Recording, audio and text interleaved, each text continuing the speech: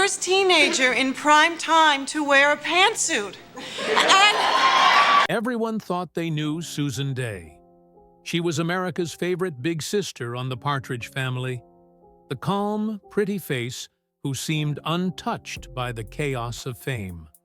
But behind that gentle smile was a girl slowly collapsing under expectations no teenager should face. While millions watched her every week, she was starving herself with a routine so extreme it nearly cost her life.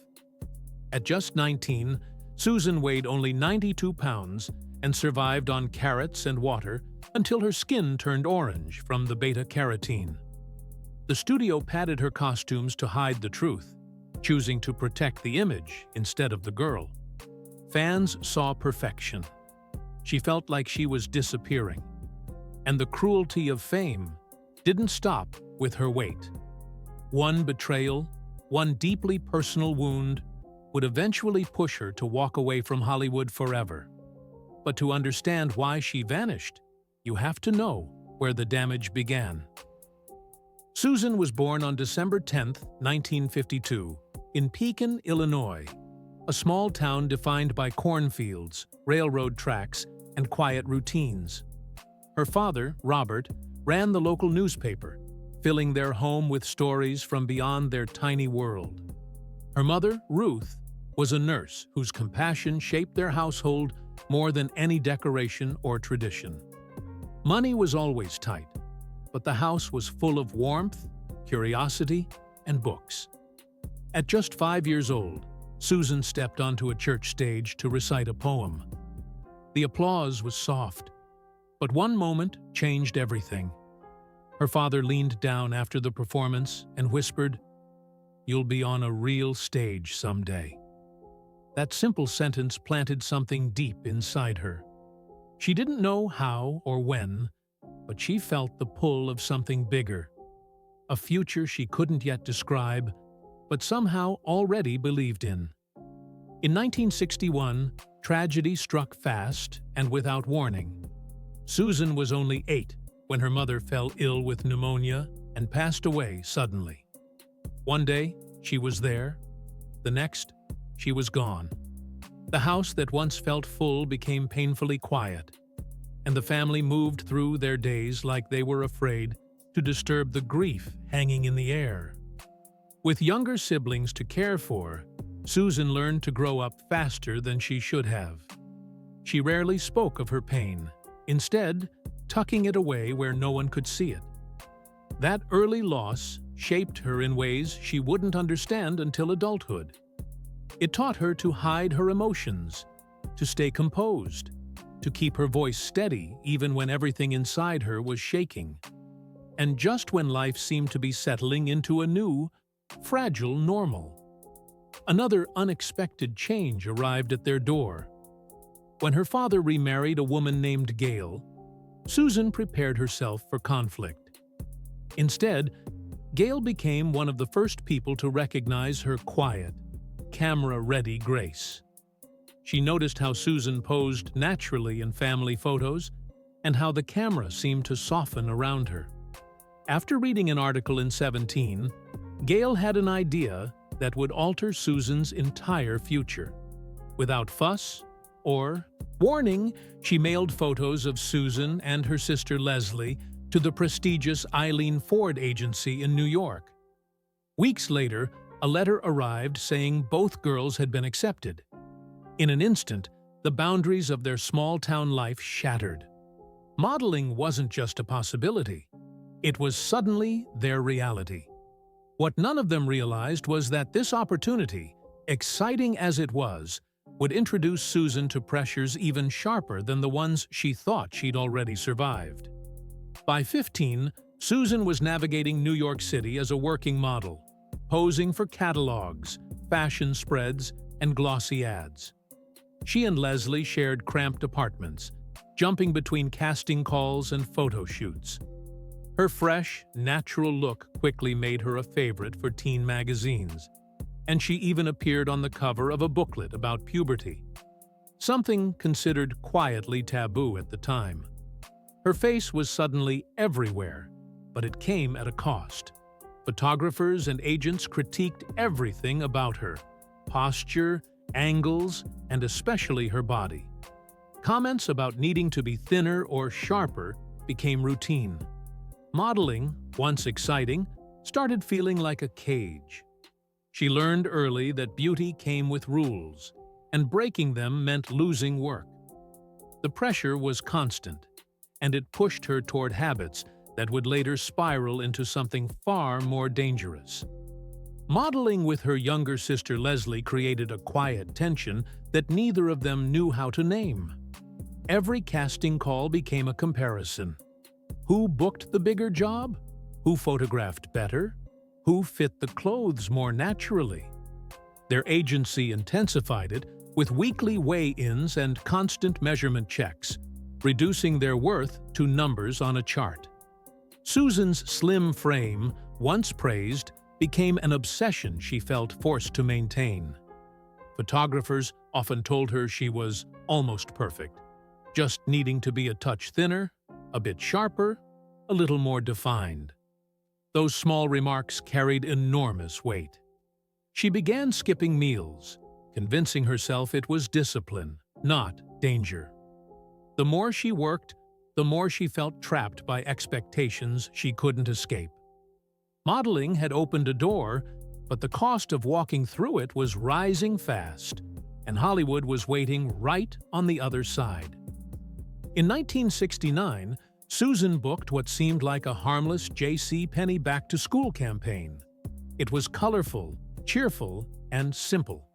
Desks, chalkboards, notebooks, a friendly smile. But when the photos reached casting directors, something about her presence caught their attention. She looked natural, approachable, almost familiar in a way that made people feel connected. Her agent called with a new opportunity: an audition for a TV sitcom about a musical family. Susan had never taken an acting class, had no on-camera training, and barely understood the process. Still, she showed up. She didn't try to be charming. She didn't force personality. She just existed in a way that felt real. Out of more than 300 girls, producers chose her. She walked out of the room with a 7-year contract and a role that would define a generation. Overnight, everything shifted. Modeling faded. Television opened its arms.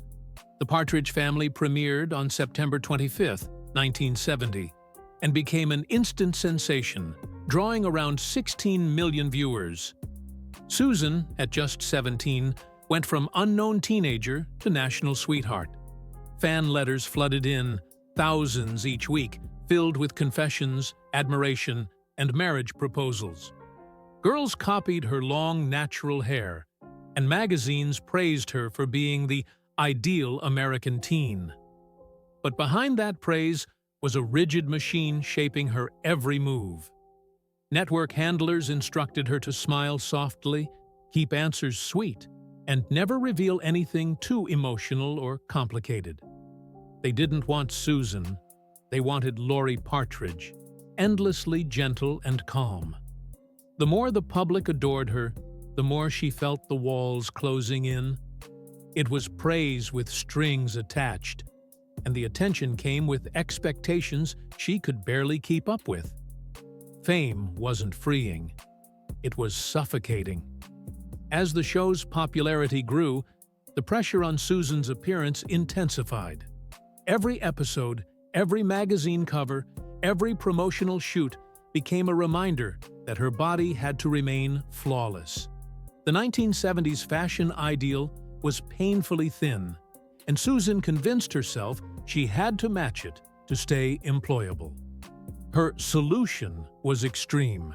She ate almost nothing but carrots and drank water. That was her entire diet. Her weight plummeted to 92 pounds, frighteningly low for her height. The beta-carotene turned her skin orange, something impossible to hide up close. Wardrobe staff padded her clothing to soften her sharp frame. Producers pretended not to notice, choosing the illusion over the truth. On camera, she looked serene. Off camera, she was dizzy, exhausted, and fading. The audience adored her image. No one saw the collapse happening behind it. The thinner Susan became, the more careless people grew with their words.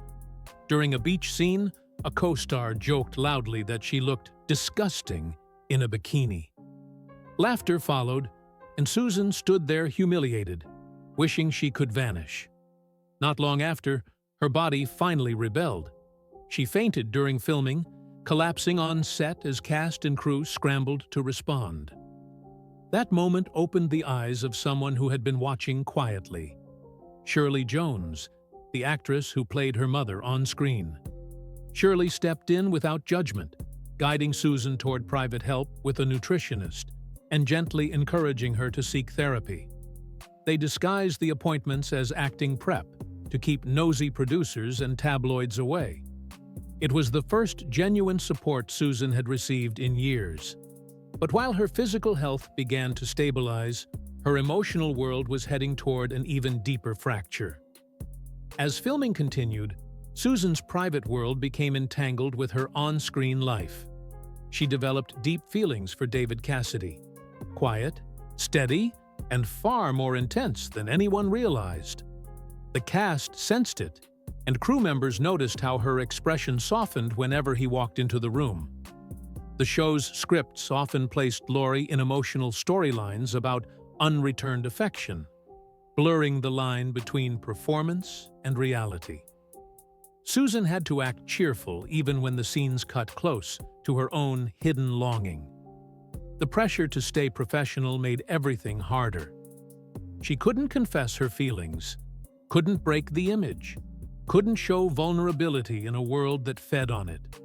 Every day she held her emotions in place while pretending everything was fine. And then came the trip that shifted her internal struggle from quiet ache to unforgettable heartbreak. Susan's world grew heavier as her feelings for David Cassidy deepened into something she never dared to voice.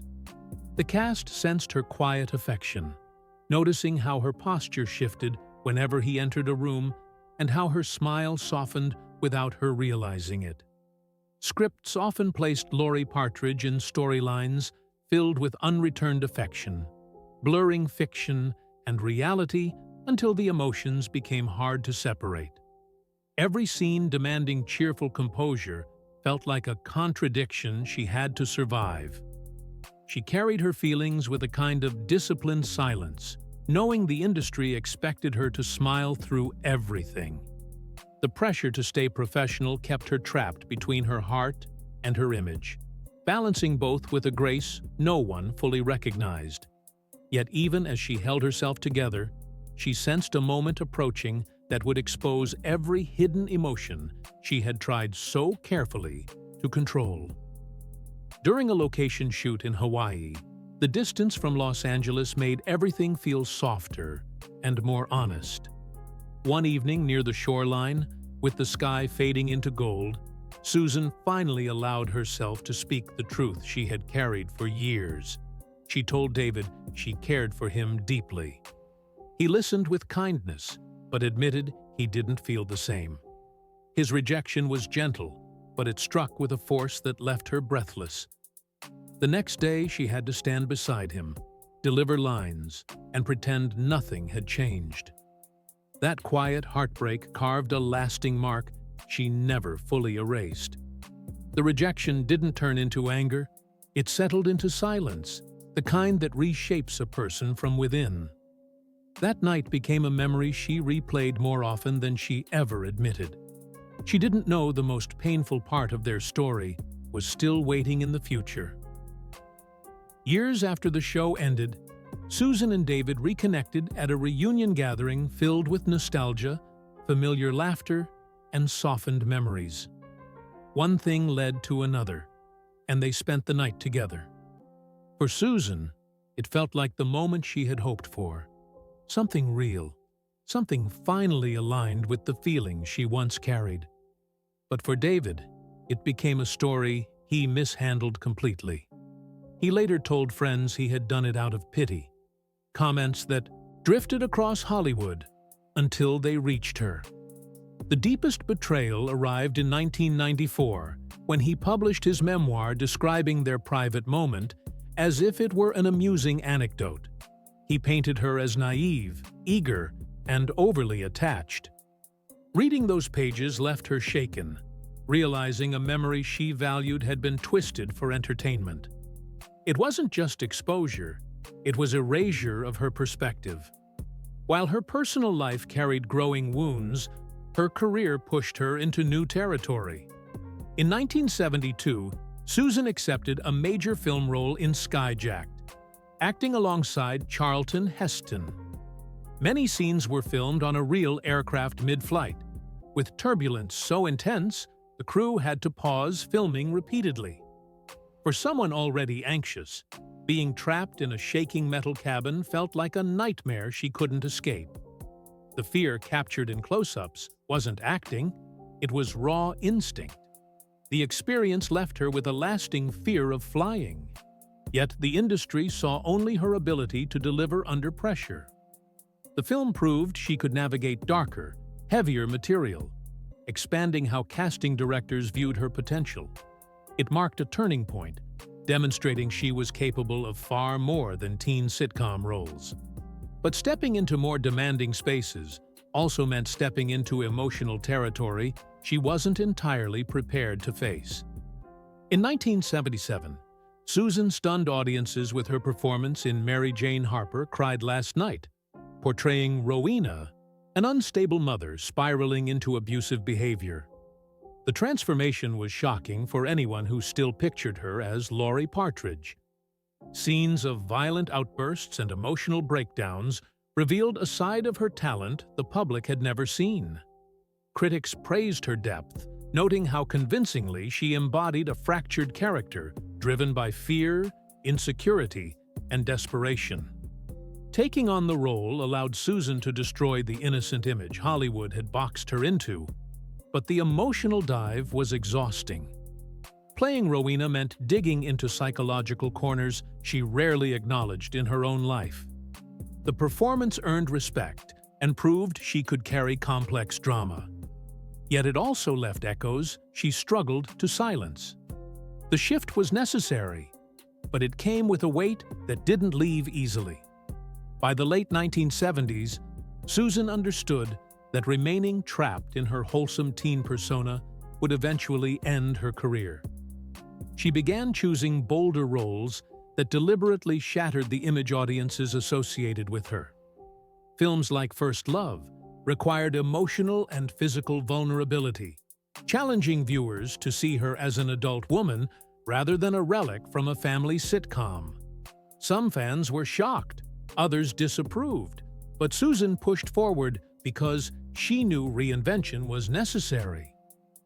Guest roles on shows like Hawaii 5-0 and Tiuli Haiti demanded physical intensity, including stunts that left her bruised and even injured.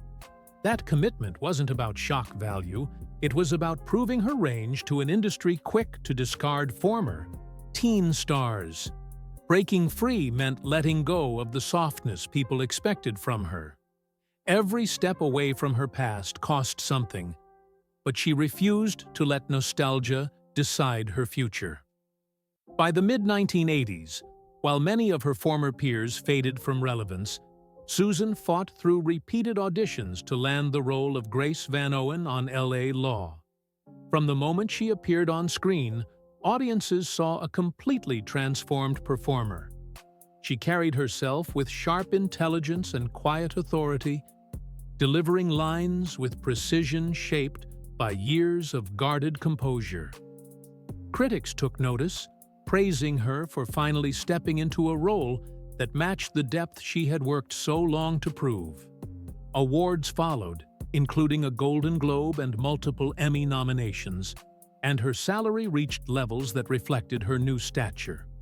For the first time, she had creative respect and financial security. Yet the emotional cost of decades spent managing perfection lingered beneath the surface. The role gave her power, but pressure and old wounds still shaped the way she navigated her life behind the scenes. While she delivered commanding performances on screen, Her personal life remained complicated. Susan married talent agent Lenny Hershen, welcomed a daughter, and later watched the marriage dissolve under the strain of her rising fame and emotional burdens.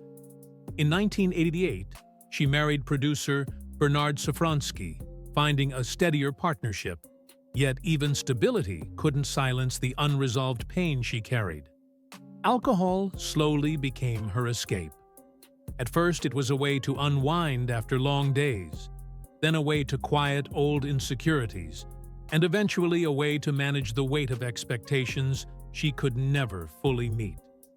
The bright success of LA Law didn't erase the grief, rejection, and trauma layered through her past. She hid her struggle well, maintaining professionalism on set, but inside she knew the dependency was taking root. Admitting it would become one of the hardest choices she ever made. Eventually, Susan reached a point where she could no longer ignore her growing dependence. She walked into an Alcoholics Anonymous meeting, determined to take control of her life, confronting a vulnerability she had spent decades avoiding.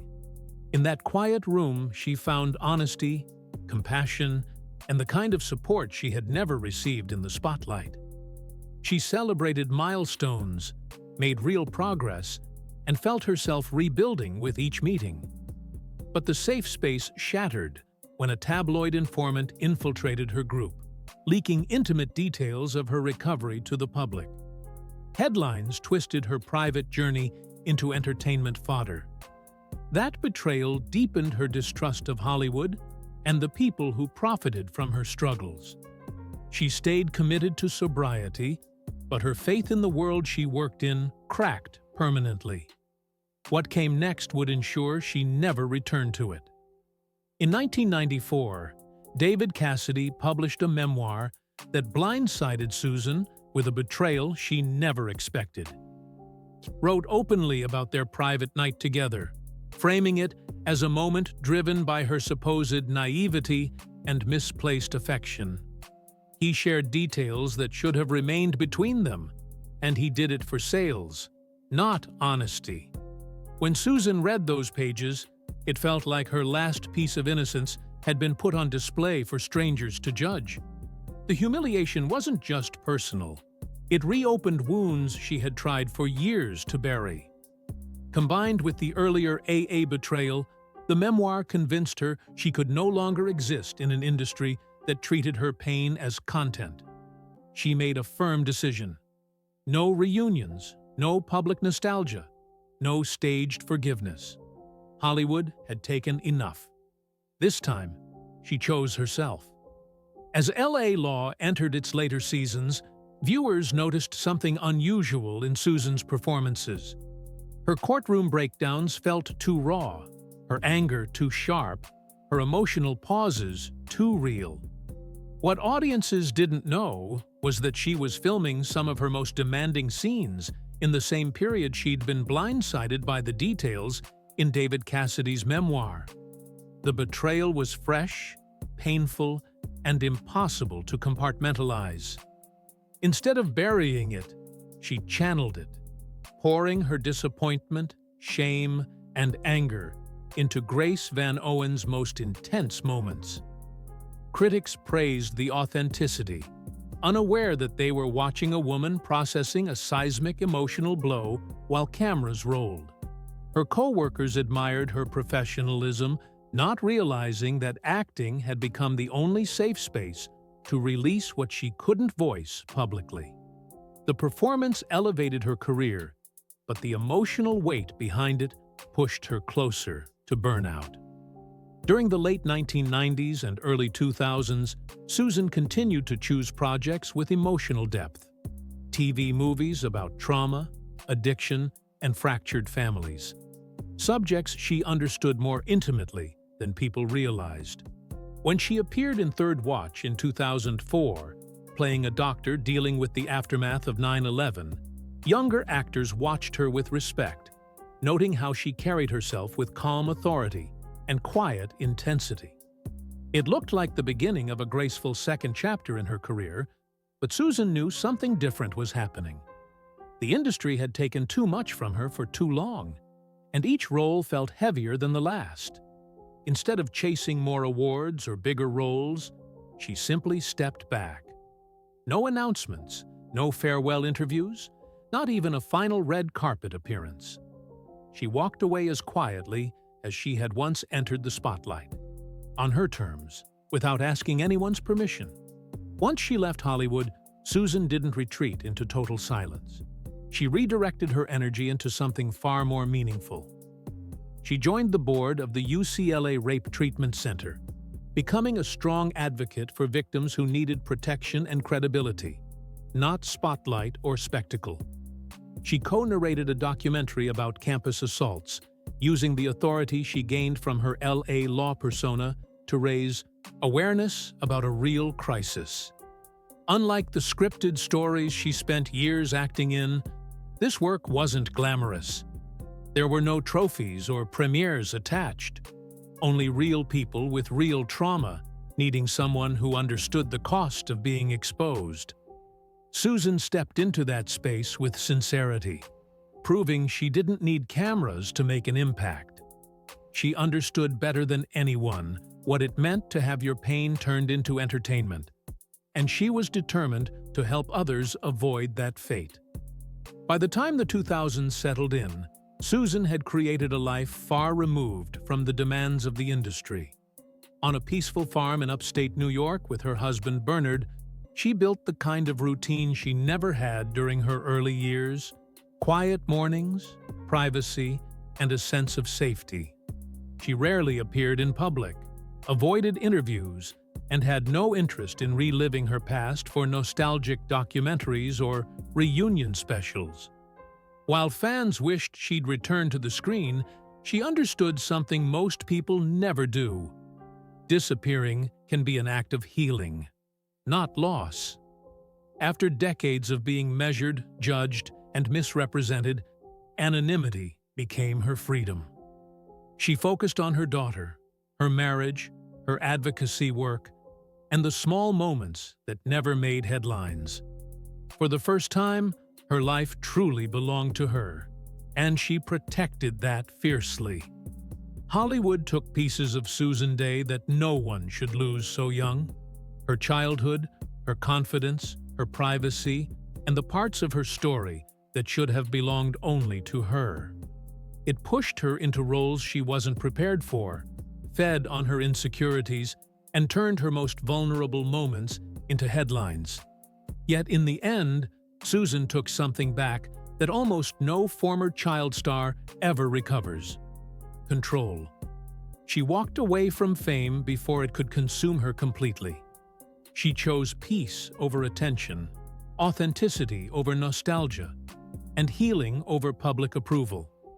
Today, her absence isn't a mystery, it's a boundary. The same industry that once shaped her identity no longer has permission to define her. And as people revisit her work, the real story becomes clear. Susan Day didn't fade. She escaped. And the cost of that escape reveals more about Hollywood's darkness than any script ever could.